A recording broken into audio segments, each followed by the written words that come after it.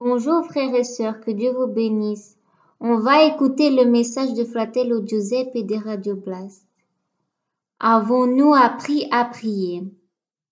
Comment Jésus priait? Prenez l'écriture, Luc chapitre 11 verset 1. Un jour quelque part, Jésus est en train de prier. Quand il a fini, un de ses disciples lui dit, Jean-Baptiste a appris à prier à ses disciples. Toi aussi, Seigneur, apprends-nous à prier. Les pharisiens, les judées, les synagogues. Les pharisiens lisaient des livres entiers de la Bible. Ils enseignaient toute la Torah. La Torah, c'est un livre juif. La Torah, c'est les 5 livres de Mosée de la Genèse jusqu'au Deutéronome. Il est enregistré tout. Encore maintenant, les Juifs, ils ont un phylactère sur le front parce qu'ils sont dans la loi de Moïse. Sûrement les disciples, ils ont appris à prier dans les synagogues. Sûrement maintenant les chrétiens, ils l'ont appris dans les églises. Pourquoi les disciples demandent, Seigneur, apprends-nous à prier? Ils ne savent pas prier peut-être? Bien sûr, ils savent prier, mais à la manière humaine, à la manière religieuse. Aujourd'hui, il n'y a pas de chrétiens qui ne savent pas prier. Exemple, l'islam sait prier à sa manière. Le bouddhiste, l'hindou, les catholiques, les protestants, etc. Chacun sa prière. Mais parfois on prie mais on reçoit rien. Est-ce qu'il y a une formule pour prier? Il n'y a pas de formule pour prier. Il n'y a pas de code. La formule est le cœur ouvert et un cœur plein. Donnez tout le cœur à Jésus. Exemple, on prie à la catholique ou au protestant. Dieu n'est pas intéressé à ce genre de prière. Le Seigneur est ni protestant, ni catholique et ni d'autres. On doit se réveiller, Dieu est un Dieu de la sincérité et du cœur ouvert. Les disciples lui disent, Seigneur, apprends-nous à prier, comme Jean-Baptiste. Jean-Baptiste a appris à prier aux disciples. Les prières religieuses ne comptent pas. Il y a beaucoup de prières religieuses aujourd'hui qui ne comptent pas. La question est, pourquoi il y a des prières qui vont à Dieu mais d'autres non? À cœur plein. Mais si une prière à cœur plein, mais il demande à Dieu des choses pour lui et d'autres choses. Donc c'est pas suffisant d'avoir un cœur plein. Il faut aussi une personne qui prie à cœur plein, mais il fait à la manière religieuse. Par exemple, il répète les prières du dimanche matin. Mais il va rien se passer. Il répète 1000 fois notre Père aux cieux, mais rien se passe. Mais il y a des personnes qui se convertissent, mais ils croient à la Marie des catholiques. Mais c'est pas Marie qu'il faut croire, c'est une fausse Marie. Mais c'est celle de la Bible que c'est la vraie Marie. Un jour, le frère Giuseppe de Radio Blast a vu une vidéo d'une église avec un grand prédicateur. Les gens guérissaient. Il y avait des gens qui s'humiliaient et qui pleuraient. Et d'autres pleuraient sans cesse. Mais après, Jésus a parlé au frère Giuseppe de Radio Blast. Il a remarqué quelque chose. Quand il voyait les prières tout sincères et les larmes des gens étaient vraies.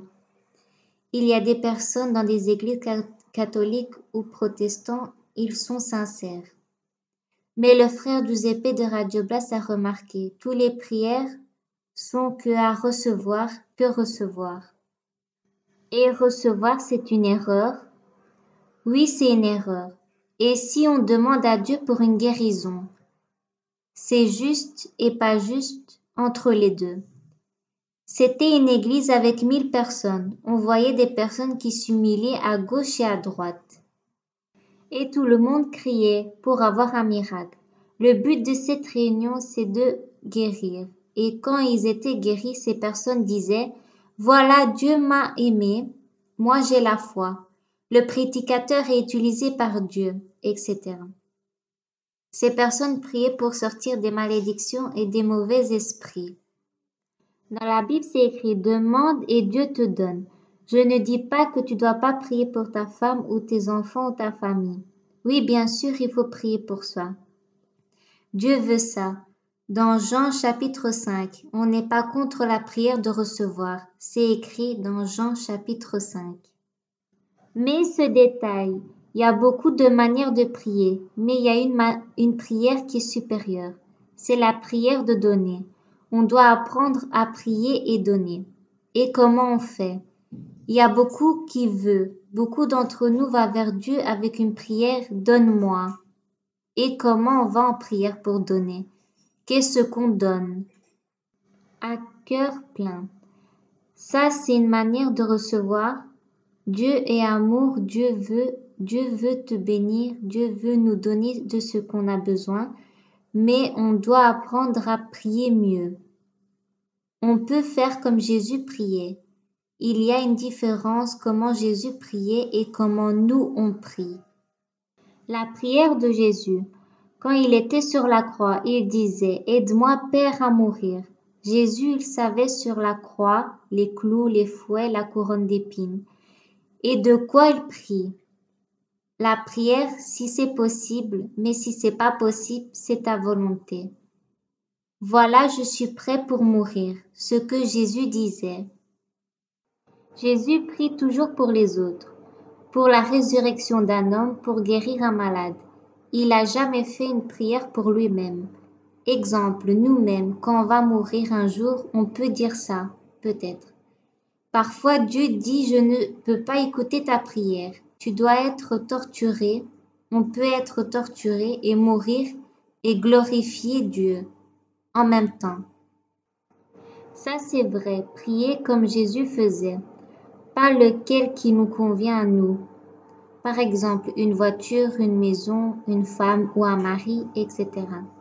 Les clients comme ça, le Seigneur, il en a beaucoup. Le Seigneur cherche des personnes qui ressemblent à Jésus. Jésus nous enseigne comment prier. Prier pour la gloire de Dieu. Quand on prie pour la gloire de Dieu, tu te comportes comme la gloire de Dieu. Et on vit pour la gloire de Dieu. Tu te bénis toi-même, parce qu'en même temps que Jésus a accepté de mourir sur la croix, le Père Dieu le bénissait. L'Esprit Saint veut nous enseigner à prier pour l'honneur de Dieu, tout ce qu'il est bon pour le Seigneur. Exemple, un couple se dispute, s'insulte. Le mari ou la femme lutte pas avec le mari ou la femme, mais avec lui-même, tous les deux contre eux-mêmes. Vous divisez le mariage. Quand on ne donne pas tout son cœur au Seigneur, on détruit les bénédictions de Dieu. Cherchez Jésus, cherchez l'Évangile, cherchez les moutons perdus. Si on cherche cette gloire, on passe la barrière du diable. Alors on verra des malades guéris, les démons qui partent, on verra les miracles qui viennent, on marchera sur les eaux des maladies et la tribulation qui va venir, qui est déjà arrivée et qui va commencer. Ça, c'est la gloire de Dieu. Ça va plus nous intéresser notre gloire à nous, mais ça va nous intéresser celle du Seigneur, de son règne, de Jésus. Finalement, et là, on a appris à prier comme Jésus. Prier à la manière de Jésus. Regardez pas les églises catholiques, protestants, etc. On doit regarder Jésus, que lui. Le but est là. Tout doit aller vers Jésus. Les prophéties, paroles de la Bible, enseignements. Faites attention, il y a des personnes qui mettent beaucoup leur église du dimanche matin en avant. La prière la plus puissante est comme Jésus et quand on s'intéresse plus à nous-mêmes. Mais tu penses qu'il est mieux pour le règne de Dieu et tu dois être disponible à faire n'importe quelle chose pour le bien du règne de Dieu, pas pour nous-mêmes. Tu acceptes et tu dis, Seigneur, je le fais pour toi, aide-moi, je veux le faire et être disponible à le faire pour souffrir. Mais parfois, c'est pas si difficile comme Jésus. Mais on doit être disponible. On ne doit pas penser à quoi on reçoit, à ce que c'est mieux pour nous, mais ce que c'est mieux pour Dieu. Ça, c'est le secret du mariage heureux. Exemple, la femme prêche, se trompe. Pardonner et chercher son bien. Aussi pour le mari, pardonner et chercher son bien. À un moment donné, elle va comprendre. Exemple, la femme ou le mari s'attendaient à une dispute, mais en fait, quelques minutes après, ce mari ou cette femme se présente avec amour. Et voilà, le mariage est sauvé. Il y a des maris ou épouses qui préfèrent le papier du divorce. Oui, on peut divorcer, mais attention si Dieu ne te divorce pas avec toi. Jésus est comme un cœur, un grand cœur. Et comment il prie ce cœur? Jésus, quand il prie, il donne le cœur et ne se fatigue pas à donner. C'est la partie de notre cœur qui représente Jésus. Exemple, le cœur, tu peux le tuer et puis il meurt. Mais il ne se plaint pas. Il continue à donner jusqu'aux dernières minutes, à la seconde. Et il continue à donner, à donner. Ça, c'est l'image de Jésus sur la croix. Et il disait, Père, pardonne-les, ils ne savent pas ce qu'ils font. Puis Jésus disait, Voilà Jean le disciple, voici ta mère.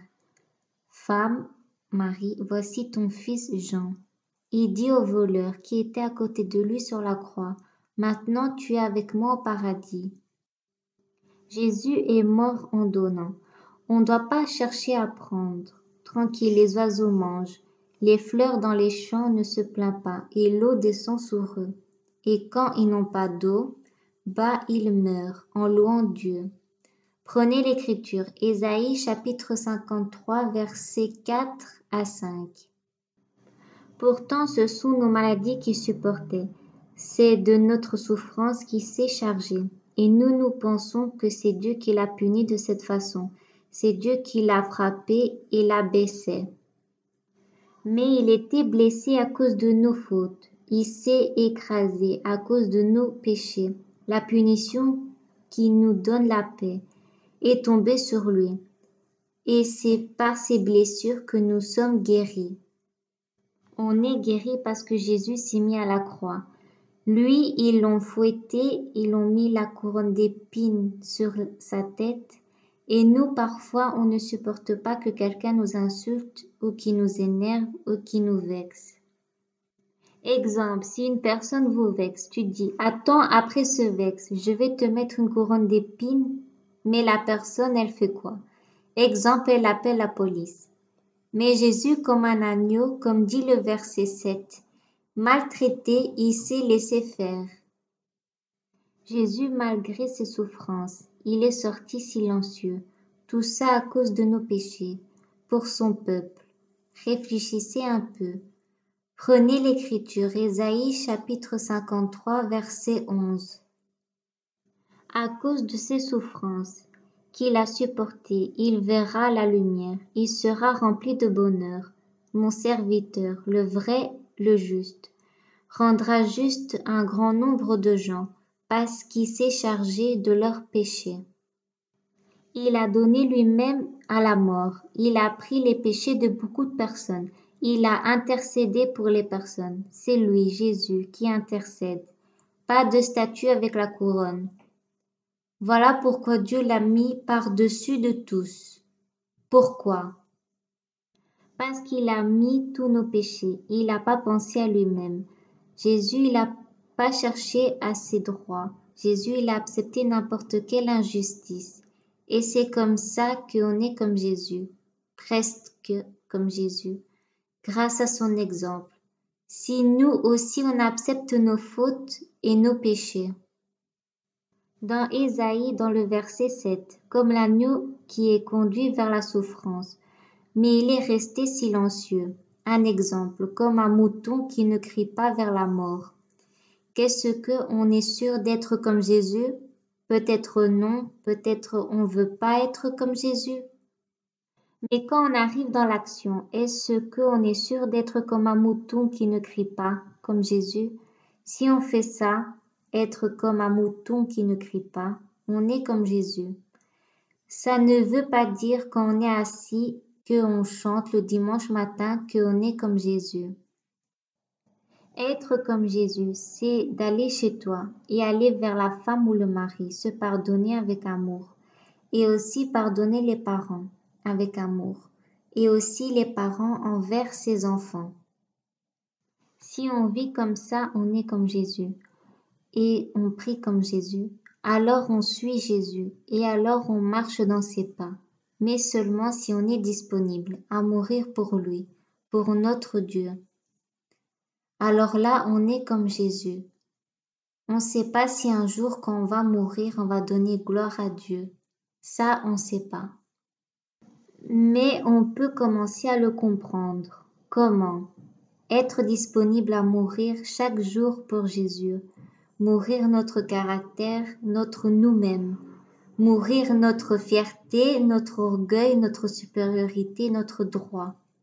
Si on est disponible à mourir pour Jésus, peut-être on va mourir le dernier jour. Peut-être une personne dira, c'est trop difficile à faire ça, comme Jésus. Non, c'est pas trop difficile parce qu'on doit apprendre à chercher le Saint-Esprit et la puissance de Dieu. Il ne parle pas que pour le baptême à l'eau. Le moment que tu crois en Jésus, tu commences à croire, tu reçois le signe du Saint-Esprit. Prenez l'Écriture, Éphésiens chapitre 1, verset 13. Dans le Christ, vous aussi, vous avez entendu la parole vraie, la bonne nouvelle qui vous sauve. Ensuite, vous avez cru dans le Christ, et Dieu vous a marqué d'un signe. Cette marque, c'est l'Esprit Saint qu'il a promis.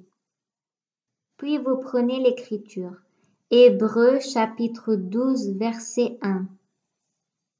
Cette grande foule de témoins qui nous entoure, rejetons donc, nous aussi, tout ce qui nous empêche d'avancer. Rejetons le péché qui nous enveloppe si facilement. Courons jusqu'au bout de la course qu'on nous propose. Paul dit, déposez votre souffrance, le péché que vous aimez, et abandonnez-le. Se rappeler un peu qu'avant nos frères et sœurs sont morts avant nous. À l'époque, les sportifs grecs et romains, quand ils couraient, ils s'attachaient autour du bassin des poids, comme des personnes qui vont au fond de la mer. Comme ça, quand ils courent, ils s'entraînent leur corps, ces poids, pour devenir plus forts. Maintenant, Paul prend un exemple, parce que dans ce temps-là, il faisait comme ça. C'est les poids du péché, si on les refuse. Alors on est dans la préférence libre. Quelle course? La course pour aller vers Jésus. Jésus dans l'esprit, il court. Nous, on doit rester derrière lui. C'est pas si difficile avec l'Esprit Saint.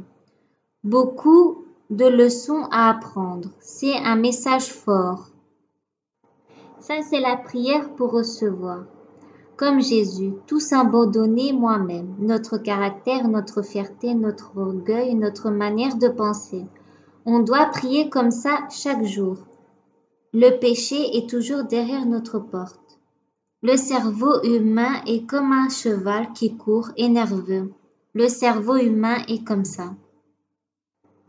On doit contrôler le cheval qui court, que c'est notre cerveau humain.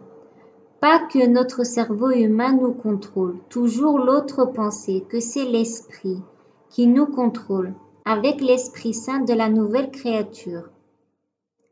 Les écoles sans Dieu qui te dit que tu vas devenir un médecin, docteur ou un scientifique ou bien un avocat. Prenez l'Écriture, Apocalypse chapitre 22 versets 1 et 2. Ensuite l'ange me montre un fleuve d'eau qui donne la vie. Il brille comme du verre. Il sort du siège de Dieu et de l'agneau.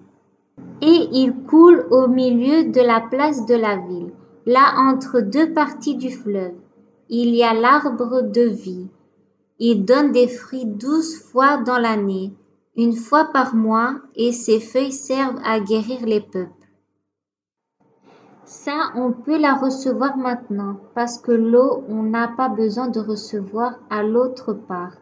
Pas besoin d'attendre de mourir pour recevoir cette eau. Cette eau, on peut la recevoir maintenant, parce que cette eau est Jésus. Prenez l'Écriture, Apocalypse chapitre 21, verset 6. Et il me dit, maintenant c'est fait, je suis l'alpha et l'oméga, le premier et le dernier, le commencement et la fin. Celui qui a soif, je lui donnerai à boire gratuitement de l'eau de la source qui donne la vie. Maintenant on peut la recevoir. Et comment? Il faut boire le verre d'eau et le cœur, spirituellement. Mais si c'est fermé ce verre d'eau ou ce cœur, notre fierté, notre orgueil, notre supériorité, le monde, la religion, ça ne montre rien. La religion est comme un bouchon. Abandonnons les bouchons de la religion catholique, protestante, témoin de Jéhovah, etc. Et s'ouvrir à Jésus, le faire entrer dans notre cœur, notre vie. Prenez l'Écriture. Jean chapitre 4, verset 14. Mais s'il boit l'eau que je lui donnerai, il n'y aura plus jamais soif. Au contraire, l'eau que je lui donnerai deviendra en lui une source. Et cette source donne la vie avec Dieu pour toujours. Si nous, on reçoit l'eau, on devient tranquille, plus légère, sans le péché qui nous appelle. Et donc l'eau qu'on reçoit est comme une graine qui pousse et devient un arbre. Mais quand il y a un fond d'eau, il grandit, cet arbre. Par exemple, comme l'évangélisation. Les personnes autour de toi ne se sauvent pas comme ça, s'ils voient une église. Non, c'est parce que tu vas évangéliser comme Jésus faisait. Jésus maintenant, en ce moment, si quelqu'un ouvre son cœur, Jésus fait tomber son eau miraculeuse, que on ne voit pas. Mais il y a des eaux miraculeuses qui font partie de son cœur. Jésus, il donne maintenant son eau miraculeuse au monde à travers son Église, nous-mêmes, des personnes. Il n'y a plus Jésus de Nazareth. Pourquoi? Parce que maintenant, il est dans notre cœur. Prenez l'Écriture. Apocalypse, chapitre 22, verset 17. L'Esprit de Dieu et la jeune mariée dit « Viens ». Celui qui entend doit dire « Viens ». Celui qui a soif doit venir. Celui qui le veut recevra gratuitement l'eau qui donne la vie. L'Esprit et la jeune mariée, on est dedans. C'est dans notre époque, la vraie époque, c'est nous, parce qu'on a le Christ. On vit déjà dans la Nouvelle Jérusalem dans notre cœur. On est appelé à être des anges de Dieu sur cette terre, pour porter l'eau de la vie à tout le monde gratuitement, offrir gratuitement le salut. Comme ça, on doit penser quel est notre appel. Quand tu évangélises, si ton message vient de Jésus, vraiment biblique, les personnes n'oublient pas ce que tu as dit. Parce que les moutons qu'on a évangélisés, ça se peut qu'ils, elles se convertissent dans 20 ou 30 ans après.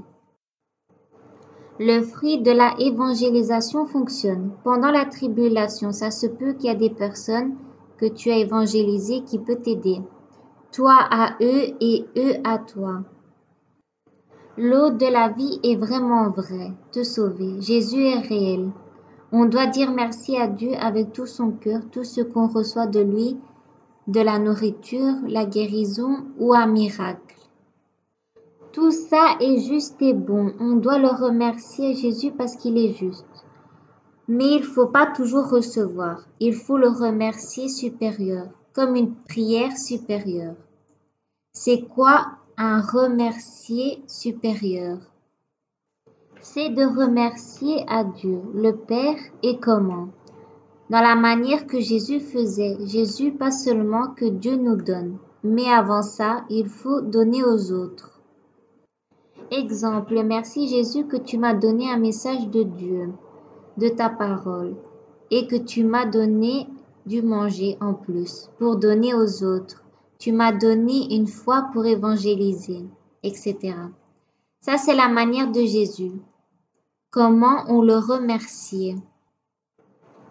Devant le tombeau, il a fait quoi Jésus? Il a ressuscité un homme et lui a dit « Merci Père que tu m'écoutes toujours. Je le fais à celui qui m'écoute, pas pour moi-même, parce que devant le tombeau de Lazare, dans Jean chapitre 11, Jésus remercie le Père pour celui qui écoute, pour celui qui voit et pour leur foi. Jésus est venu pour ressusciter, provoquer notre foi. Dans Jean chapitre 6, il les voulait comme roi et Jésus s'est caché. Alors demandez aux personnes de l'église du dimanche matin de devenir roi. Je pense qu'il y aura beaucoup qui vont se présenter. La prière de remercier est la plus belle prière. Il se sert de nous pour guérir, pour sauver ou pour donner. Baptisé dans l'Esprit Saint pour les autres. Ça, Dieu, il est content. Ça, c'est Jésus. Ça, c'est l'Église et ça, c'est l'épouse de Christ. Il faut jamais rechanger quelque chose de la part de Dieu. Ça, c'est comme si c'est un commerce. Exemple, Dieu, je t'aime, Dieu, je te donne l'offrande à le pasteur ou le prêtre, parce qu'après, tu me donnes après. Non, c'est pas comme ça. C'est comme si tu vas dans un lieu de commerce, si tu fais ça. Dieu, on donne par amour. C'est comme ça que Jésus priait et remerciait. Les anges ne veulent pas de compliments, mais ils sont autour de nous. L'ange qui donne et donne. Et pourquoi? Parce qu'ils sont comme Jésus. Parfois, il faut s'arrêter et bénir les anges de Dieu. Il y aura un temps qu'il y aura un grand ange qui s'appelle défenseur de son peuple. Dans Daniel chapitre 12 verset 1 et l'Apocalypse chapitre 12. Le grand ange, Michael, qui va nous défendre dans la tribulation. C'est lui qui va envoyer les 144 000 au nom de Jésus. Vous ne savez pas combien de fois les anges nous ont protégés dans un accident de voiture ou dans un divorce.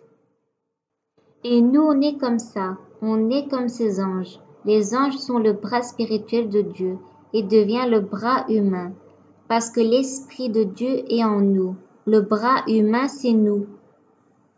Nous, on doit prier et remercier Dieu pour ces anges qui nous surveillent. Nous-mêmes, on est appelés à être anges de Dieu sur cette terre parce qu'à l'intérieur de nous, on est déjà ces anges, ceux qui sont fidèles à représenter Jésus à le monde. Prenez l'Écriture, 2 Pierre chapitre 1 verset 4. Par cette gloire et cette puissance, Dieu nous a donné des promesses très grandes et précieuses. Alors, en réservant ce qu'il a promis, vous pouvez sortir de ce monde pourri par des désirs mauvais et vous pouvez être unis avec Dieu lui-même. Il dit dans ce verset les promesses. Vous devez être dans la nature divine, comme des anges de Dieu. Jésus dit aussi, l'ange dans l'église de Philadelphie écrit qui était. Le pasteur, l'ange veut dire un messager, donc un pasteur dans l'église est un ange messager. Comment peut-on être un ange sur la terre? Dans l'aspect physique, on dirait pas, mais on est parce que l'ange veut dire messager. Quand un jour on meurt, on devient un ange. L'ange ne sont pas parfaits, seul Dieu est parfait. Prenez l'Écriture, 2 Corinthiens chapitre 5 verset 17. Alors si quelqu'un est uni au Christ, il est créé à nouveau. Ce qui est ancien est fini, ce qui est nouveau est là. On est une nouvelle créature. Si tu es fidèle, tu es un ange. Pas un ange du ciel, mais sur la terre. Prenez l'Écriture, Éphésiens chapitre 4, versets 23 à 24. Comprenez les choses d'une façon nouvelle, selon l'Esprit de Dieu. Et comme si vous mettez un vêtement neuf, devenez une personne nouvelle. Cette personne nouvelle est créée comme Dieu veut. La vérité la rend juste et sainte. Une personne nouvelle et un ange de Dieu. Jésus a dit, dans le royaume de Dieu, vous serez comme des anges. Prenez l'Écriture, Colossiens chapitre 3, versets 10 à 16. Et comme si vous aviez mis un vêtement neuf, Vous êtes devenu une personne nouvelle. Cette personne se renouvelle sans cesse et elle ressemble de plus en plus à son Créateur. C'est ainsi que vous pouvez connaître Dieu pleinement. Maintenant, il n'y a plus de non-juifs et des juifs, des circoncis et des non-circoncis. Il n'y a plus des étrangers et des non-civilisés. Il n'y a plus des esclaves et des personnes libres. Mais il y a le Christ. Il est tout et il est en tous.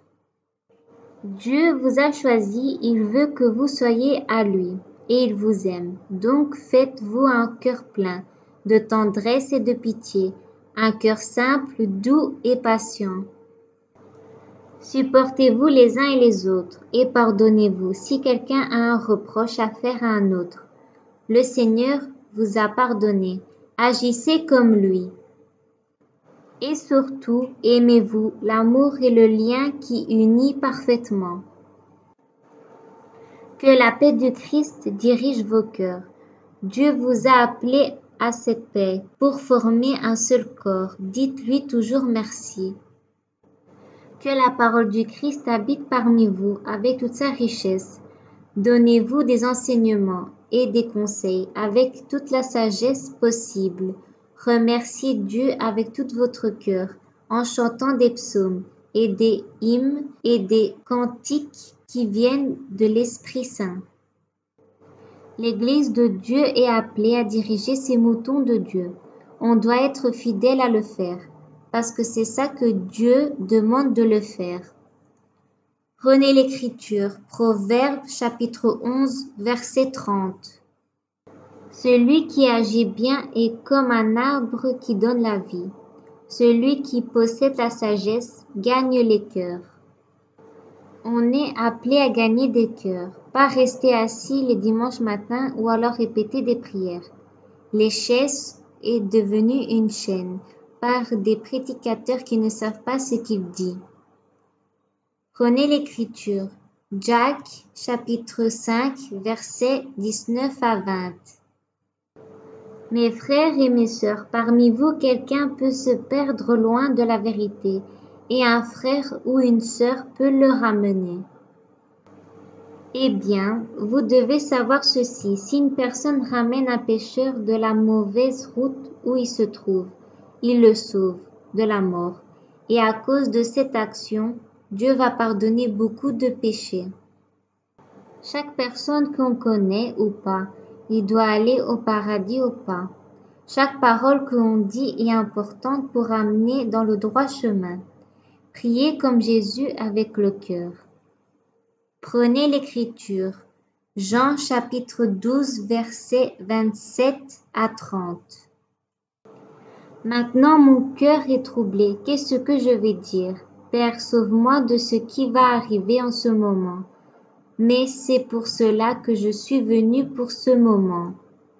Père, rends ton nom glorieux. Alors une voix vient du ciel et dit, je l'ai déjà rendu glorieux, et je le rendrai glorieux de nouveau. La foule qui est là et qui a entendu dit, c'est un coup de tonnerre.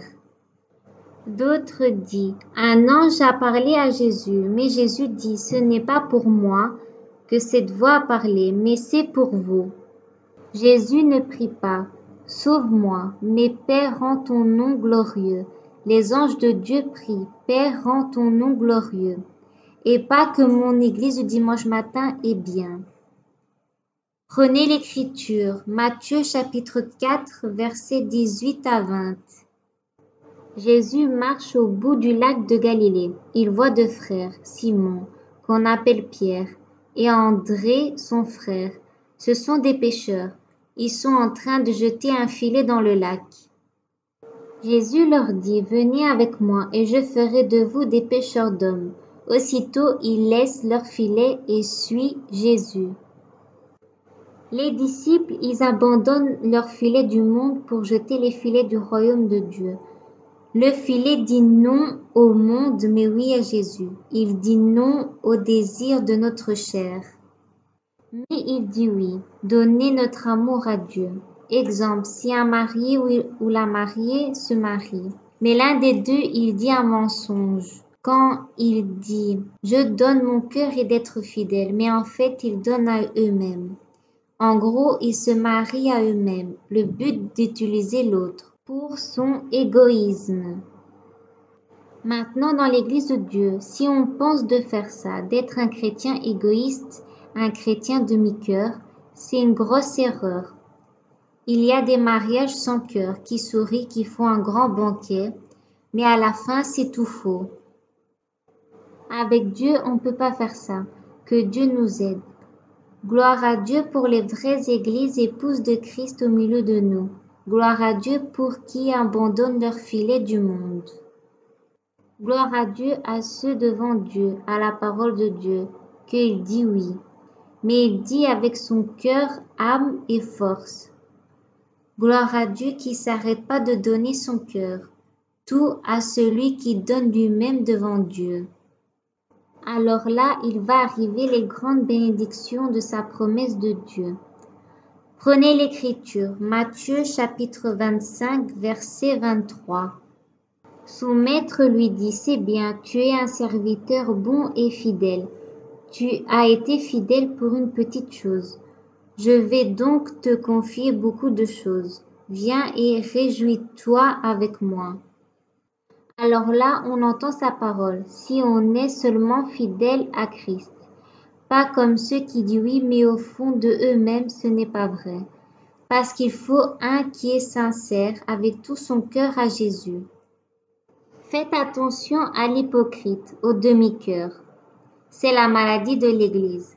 Mettre tout son cœur à Jésus, parce que Jésus est unique, le seul sauveur. Il est le roi des rois, pour toujours. Prenez l'Écriture, Apocalypse chapitre 6, verset 2. Ensuite je vois un cheval blanc. Son chevalier tient un arc. Il reçoit un prix. Il est déjà vainqueur et il part pour être encore vainqueur. Ça, c'est Jésus. Prenez l'Écriture, Apocalypse chapitre 19, verset 11. Ensuite je vois le ciel ouvert. Et il y a un cheval blanc, et son cavalier s'appelle Fidèle et Vrai. Il juge et combat au milieu de la justice. En lui, on a le pardon, la justice, la fidélité. Il est la figure de Dieu invisible, Fils unique de Dieu. Seulement en lui, toutes ces choses ont été créées dans le ciel et sur la terre. Toutes les choses sont créées par Jésus. Abandonnez et jetez les filets du monde. Fin de ce message, que Dieu vous bénisse.